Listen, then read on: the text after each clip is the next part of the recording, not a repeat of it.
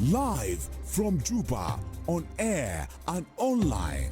This is iRadio News.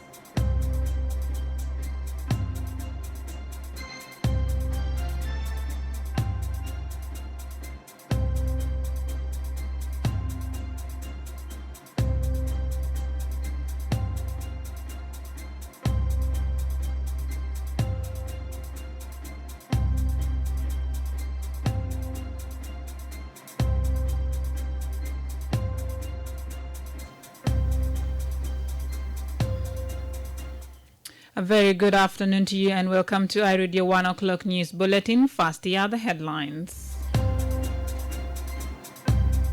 The Minister of Finance and Planning has partly blamed the decline of oil production on inefficient Chinese technology in flooded oil fields. The UN Security Council has renewed the mandate of peacekeeping force in the contested Abyei region for another 6 months. And Western Equatorial Minister of Housing, Land and Public Utilities has denied the corruption allegations against him by his governor. These stories and more coming to in this news bulletin with me, Yar Ajakdeng, and now the news in detail. The Minister of Finance and Planning has partly blamed the decline of oil production on inefficient Chinese technology in flooded oil fields. This, according to Agak Achwil, has resulted in the low production. My colleague Emmanuel Joseph Akile has more. Seasonal flash floods on several occasions submerged the oil fields, leaking dangerous chemicals to the surrounding waters and raising fears of an environmental disaster. According to environmental reports, the landscape around the oil fields is said to contain hundreds of flooded waste pits and soil contaminated with toxic chemicals and heavy metals. Residents around the oil fields have reported alarming cases of birth defects, miscarriages, and other health problems. Currently, oil is being produced in Upper Nile and Unity States and Roing Administrative Area. In August last year, the Under-Secretary at the Ministry of Petroleum told iRadio that South Sudan was experiencing a 20% decrease in oil production. Awo Daniel Chuang disclosed that the decrease is from 165,000 barrels per day to 156,000 barrels per day. This is also down from 180,000 barrels per day from 2019. He attributed the decline in oil production to a lack of investment, the coronavirus pandemic, and the on and off strike by the national staff. In October last year, the Dar Petroleum Field Manager Deng Ngor told iRadio that at least 100 oil wells were affected by flash floods in Paloj oil field in Malut County, Upper Nile State. Paloj oil field has about 500 oil wells with a production of more than 120,000 barrels per day. Speaking to journalists in Juba last week, Finance Minister Agak Achwil said the Chinese technology being used in the production of oil cannot handle floods. 3/4 of Southern Sudan was immersed under the water, and the oil fields are in those areas which have been immersed by the floods. So that means that the technology our people are using, the Chinese technology, cannot get us the oil from all these floods. So what does it mean? It means that the production went down. And when the production went down, we were almost getting nothing. Sometimes half a cargo by the end of the month, and then sometimes one cargo by the end of the month. And you know that the oil is shared with those consortium which dig our oil out. When this comes, then it is shared among these companies and the government. The government share that time was very limited, so it doesn't go as much as 2 cargo. Minister Agak went on to say cargo of crude oil sells at nearly $20 million. Reporting for iRadio News, Emmanuel Joseph Akile. Thank you, Emmanuel Joseph Akile, for that report. The UN Security Council has renewed the mandate of peacekeeping force in the contested Abyei region for another 6 months. All the 15 council members voted overwhelmingly in favor of Resolution 2630 to extend the peacekeeping mission's mandate modification till November 15, 2022. The United Nations Interim Security Force in Abyei was set up by the Security Council in June 2011 after a flare-up shortly before South Sudan independence. Later that year, UNISFA mandate was modified to add task of supporting a joint border verification and monitoring mechanisms of Sudan and South Sudan. The Council decided that UNISFA should maintain the authorized troop sailing at 3,250 and authorized police sailing at 640. It urges the government of Sudan and South Sudan to provide full support for UNISFA in the implementation of its mandate and deployment of UNISFA personnel. It reiterated that Abyei shall be demilitarized from any forces, as well as armed elements of local communities other than UNISFA and the Abyei Police Service. In a statement seen by iRadio read, and I quote, "The Council urged the government of Sudan and South Sudan to provide full support for UNISFA in the implementation of its mandate and deployment of UNISFA personnel, removing any obstacle that hinders the mission's mandate to protect civilians in Abyei and to ensure the safety, security, and freedom of movement of United Nations personnel and assets." It also urged the government to facilitate smooth functioning of all UNISFA bases and joint border verification and monitoring mechanism team sites. Since the beginning of this year, UNISFA has faced a number of challenges that impeded its mandates. 3 include direct attacks on UNISFA patrol convoys and protests by local communities which resulted in the looting of UNISFA equipment and facilities. The Russian Federation voiced regret that the United States did not take the challenge into account. Russia added that resolving the final status of Abyei will only be possible through an agreement by Sudan and South Sudan without any outside interference. Western Equatorial Minister of Housing, Land and Public Utilities has denied the corruption allegations against him by the governor. On Wednesday, the governor of Western Equatoria State, Alfred Futuyo, suspended Minister Peter Simon Sarawasi for allegedly selling public land in Yambio town. He was also accused of selling all electrical equipment belonging to the Ministry of Housing and Land in the state. However, the gubernatorial order didn't show the exact location of the plots and lands he allegedly sold. In response, the suspended State Minister of Housing, Land and Public Utilities, Peter Simon Sarawasi, denied all the allegations, saying they are baseless. Simon is demanding Governor Alfred Futuyo support his claims with substantial evidence. He is also calling for formation of a committee to investigate the matter. انا لازم اطلب حقوق بحق بتاعي، انا بطلب تحقيق. يعني ده اتهامات، انا قلت اتهامات business accusation. I need انا هعمل اجراءات قانونيه. لازم يستدعى الوزير ولا يستدعى الوالي يسمع منه التهم ده اثباتات. ما كل حاجه بيسمى المتهم بريء حتى ما يثبت اداناته. ففي اجراءات قانونيه هتعمل نفسه. انا بطلب حقي برا من البارتي بيطلب حقه اذا ما هم عايزين، لان انا وزير البارتي بتمثل في البارتي. واما حقي شخصيا انا برضه هعمل اجراءات بتاعتي، لان دي تهمه باطل. business accusation. You are listening to iRadio 1 o'clock news bulletin. The head of police in Nimli says the South Sudan-Uganda border at Elegu border has been reopened. The border point was temporarily closed yesterday after the killing of 2 police officers allegedly by cattle keepers. Sergeant Major Odongi Charles Juma and warrant officer Joseph Taban fell into an ambush while patrolling around the border town. Speaking to iRadio this morning, Major David Casimiro says the situation in the town is now relatively calm.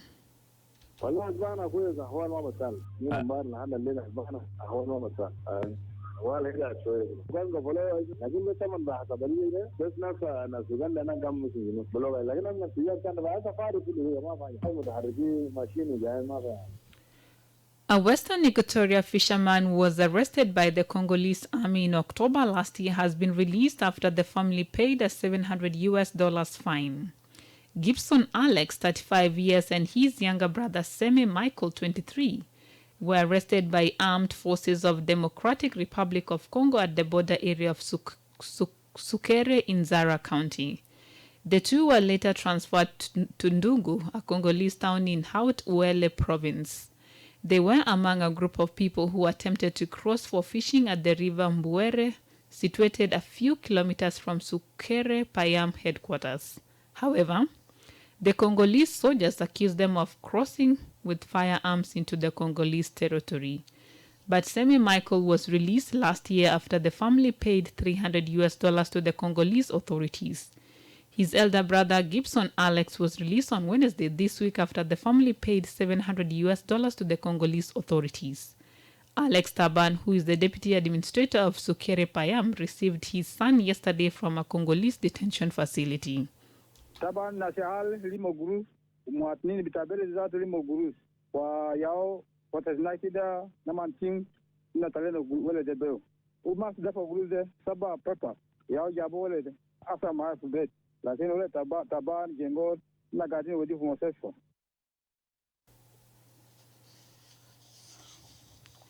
An official in the Chamber of Commerce has raised concern that foreign brokers are blocking the country's traders from accessing the internal markets. Ladu Lukak, who is the first deputy of the Chamber of Commerce, Agriculture and Industry, alleged that foreigners have positioned themselves as middlemen between suppliers and South Sudanese traders. According to him, the lack of direct access to international market has resulted in the importation of substandard goods into the country. Lukak addressed the complaint to the Chinese ambassador to South Sudan, Hua Ning, during a meeting in Juba yesterday. وده حقيقة وكلام ده كلامنا كتير كلام شاينا ما قاعد يتعامل مع التجار بتاعنا حتى حاجات اللي ممكن يجيبوا هنا حاجات دي يجيبوا قريب هنا حتى ملابس يجيبوا ملابس في يوغندا تجار فانا يبرو بيو هنا لكن أصلا تجار بتاعنا يمشي يجيبوا من سين برفضوا بتاتا نهائي رسالة ده بمشي. At the meeting, Ambassador Hua Ning did not comment on the matter. Wilston Lodiang Sebit, who is the chairperson of Specialized Committee on the Trade, Industry and Investment at the National Parliament, attended the meeting. Reacting to the complaint, he says the government will task the country's embassy in China to help resolve the issue. To explore ways how they can get chances of visiting China so that they can improve in their businesses. We have been working hard to make sure that the traders in South Sudan are improved in every aspect, because we discovered that there are some foreign traders that are dealing directly with Chinese. So we decided to explore these ways so that our traders can be introduced direct to the Chinese country, to the Chinese people, so that when they go from here, they will go and they will go into the hands of the ambassador, who is a very powerful man who knows about China, so that they can be able to assess the products from China directly without anybody in the middle. So our aim here is to see that we need to improve the livelihood of the traders in South Sudan. You are listening to iRadio 1 o'clock news bulletin, and now to the stories making headlines in the region and international scene. My colleague Kafuki Jada joins us, and this international news is proudly brought to you by MTN. Mata tofu buzak fi mahalan. Aku, itu sesuatu golongannya itu bikin bapa memiskol. Itu lista memiskol. Anna fi huria ya jak huria bunesia. MTN udile na huria taduku fi ailon ta shaba kalan nader. Be kurus be sit be aku. Dia tu dek kaman. Aku huria de bisi bunas ba be kara bu kurus fi resitari. Asa kurus asa sama kara bude ana kura fata malta ni fi custom, malta ni fi gumbo, malta ni fi konyo, malta ni fi news ana bitala kania ni aku. Achanite be stamta be huria de bes dusu nejma wahid 00 nejma tarata nejma arba usilim wenda biliko kamis tajir dakika be mia jinebes ukamate la tin dakika be mia kamsin jinebes fi yom kabel wallahi de huria asli wallahi de huria ya. Thank you. And now to the international scene. The United Nations Humanitarian Affairs Agency says the world is not paying enough attention to the crisis beyond the war in Ukraine, including a devastating drought in East Africa. The head of the organization, Martin, made the appeal after visiting Turkana in northwest Kenya, where food is extremely scarce after a lengthy period without rainfall. People there are suffering from malnutrition, with some left too weak to stand or walk. The UN World Food Programme says 20 people across East Africa are at risk of severe hunger. Elsewhere, the Tunisian government has denied that the former Prime Minister Hamadi Jabali has been arrested. On Thursday, a post on his official Facebook page said Mr. Jabali had been detained by the security forces. The Islamist Ennahda Party also demanded his release. But the senior ministry now says it's investigating a factory on land owned by the former leader's wife, and that he insisted on accompanying her to a police station.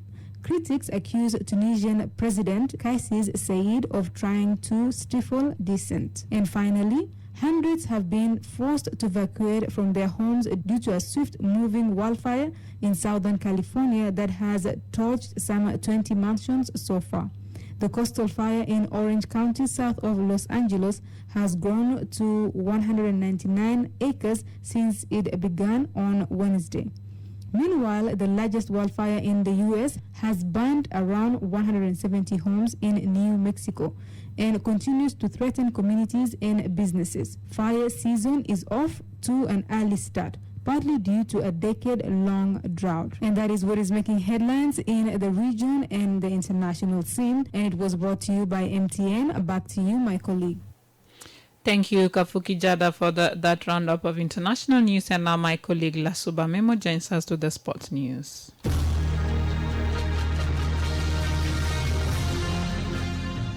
Thanks, Yara Jack. In sports, let's have a look at the result of Premier League game yesterday. Tottenham turned up the pressure on arch-rivals Arsenal in the race for a place in next season's Champions League with an emphatic North London derby victory. Arsenal could have confirmed a place in the Premier League's top four with a win at Tottenham Hotspur Stadium, but endured a dismal night to now stand only 1 point clear of Spurs with 2 games left. In between, Arsenal had been reduced to 10 men when Rob Holding was shown a second yellow card for a foul on Son, while the South Korean finished off any hopes the Gunners had when he fired in from 10 yards 2 minutes after halftime. In La Liga, Karim Benzema became Real Madrid's joint second highest goal scorer of all time, and Vinicius Jr. scored a hat-trick as Real relegated Levante. Benzema 34 netted a first half header from Vinicius' pass to match Raul's 323 goals, with only Cristiano Ronaldo 450 scoring more for the club. Ferdinand Mendy put the Spanish champions ahead, with Rodrigo and Valencia adding the third and fourth. Valencia then scored twice more in the second half to seal the rout. In basketball, the Miami Heat scored their place in the Eastern Conference Finals after a 99-90 win over the Philadelphia 76ers, gave them a 4-2 playoff series win. Jimmy Butler scored 32 points and Max Strauss added 20 points and 11 rebounds in the Heat's victory.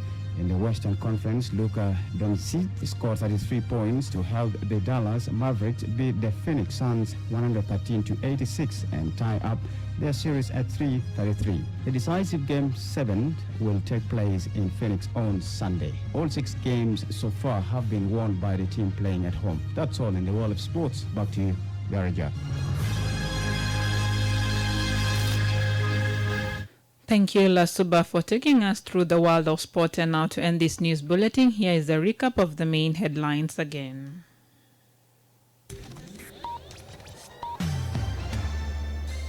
Live from Juba, on air.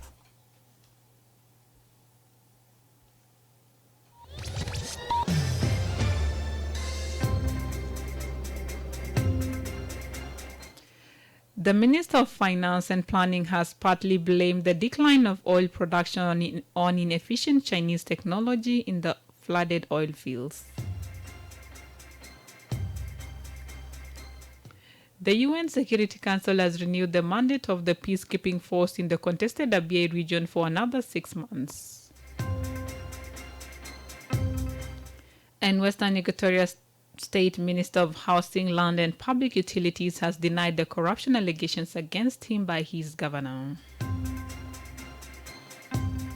And that's the end of iReady Afternoon News. You can also get the stories and updates by subscribing to iReady News Alert on your MTN South Sudan number. Call 700 old *700 hash and follow the instructions. If there's a story or an event you would like iRadio to cover or report about, please send us a text message on +211 925 287870. It is also our WhatsApp number. Follow us on Twitter at iRadio Juba. Like our Facebook page, iRadio. Subscribe to our YouTube channel, iRadio South Sudan, and watch our comprehensive interviews. You can also visit our website and listen to us online at www.iradio.org. Stay tuned for the news in Arabic at 1:30.